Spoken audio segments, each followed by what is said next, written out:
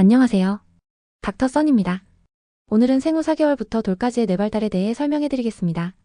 생후 4개월부터 12개월까지는 아기가 세상을 탐구하며 급격히 발달하는 시기로 이 시기에 적절한 자극과 양육은 아기의 지능 발달에 큰 영향을 미칩니다. 아기의 발달 과정에 필요한 다양한 활동과 그 구체적인 예를 살펴보며 쉽게 이해할 수 있도록 정리해보겠습니다. 감각 자극을 통한 두뇌 발달.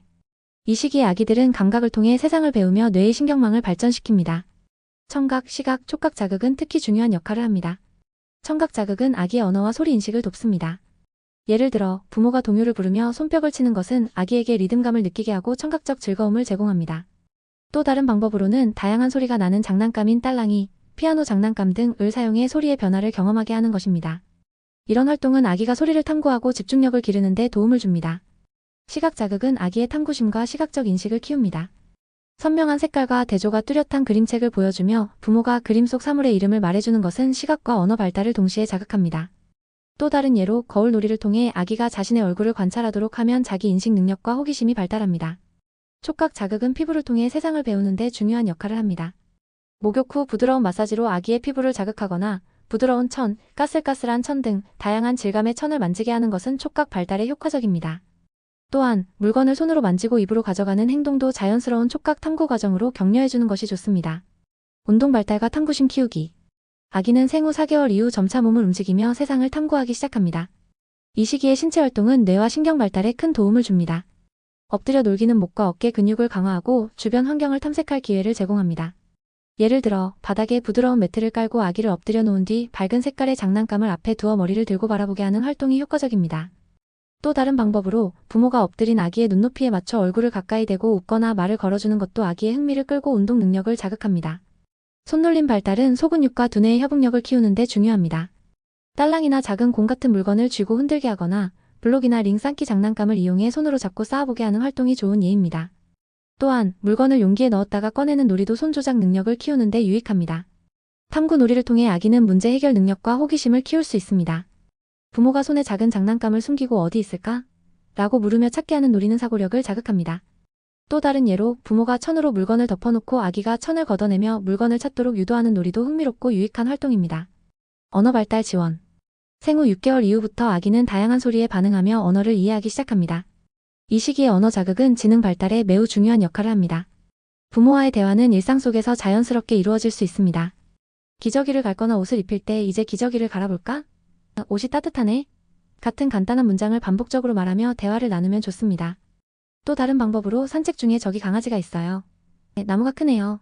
와 같이 주변 환경에 대해 설명하는 것도 언어 발달에 큰 도움이 됩니다. 단어 학습은 사물의 이름과 의미를 연결하는 데 중요합니다. 예를 들어 공이나 사과 같은 간단한 물건들을 보여주며 이름을 반복적으로 알려주는 것이 효과적입니다. 또한 동물 그림책을 보며 강아지가 멍멍, 고양이가 야옹 같은 의성어를 활용하면 재미있게 단어를 익힐 수 있습니다. 모방놀이는 언어와 사회적 상호작용 능력을 함께 키웁니다. 부모가 손 흔들며 빠이빠이라고 말하거나 손뼉치며 짝짝꿍 놀이를 하면 아기가 이를 따라하면서 언어와 행동의 연관성을 배울 수 있습니다. 집중력과 문제 해결 능력 키우기. 아기의 집중력과 문제 해결 능력을 키우는 것은 지능 발달에 매우 중요합니다. 이 시기에는 몰두할 수 있는 활동과 놀이를 제공하는 것이 좋습니다. 티슈 뽑기 놀이는 간단하지만 집중력을 높이고 손 조작 능력을 강화하는 데 효과적입니다.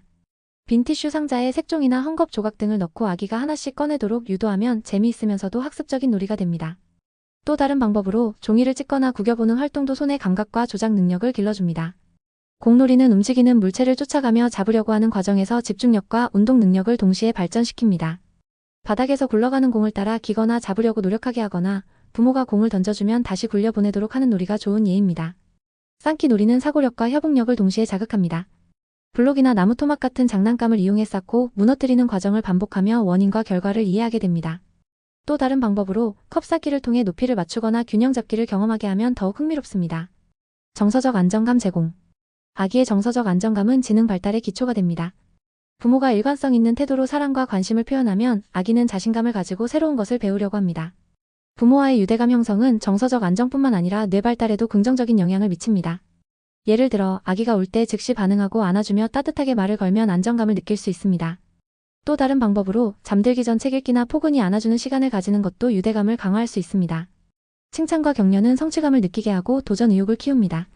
예컨대 새로운 행동인 혼자 앉기나 물건 잡기 등을 성공했을 때 환하게 웃으며 잘했어요 라고 칭찬하거나 박수를 쳐주면 아이는 더 많은 것을 시도하려는 의욕이 생깁니다. 낯선 환경 경험은 사회성을 키우고 새로운 상황에 적응하는 법을 배우게 합니다. 부모와 함께 공원이나 카페 같은 낯선 장소로 가서 주변 사람들과 교류하도록 격려하거나 새로운 장난감이나 물건을 소개하며 탐색하도록 돕는 것이 좋은 방법입니다. 생후 4개월부터 12개월까지는 아기가 세상을 배우고 탐구하는 중요한 시기로 부모의 사랑과 적절한 자극이 큰 영향을 미칩니다. 이 시기에 다양한 감각 경험과 놀이를 통해 아이가 즐겁게 성장할 수 있도록 돕는다면 건강하고 똑똑하게 자라날 것입니다.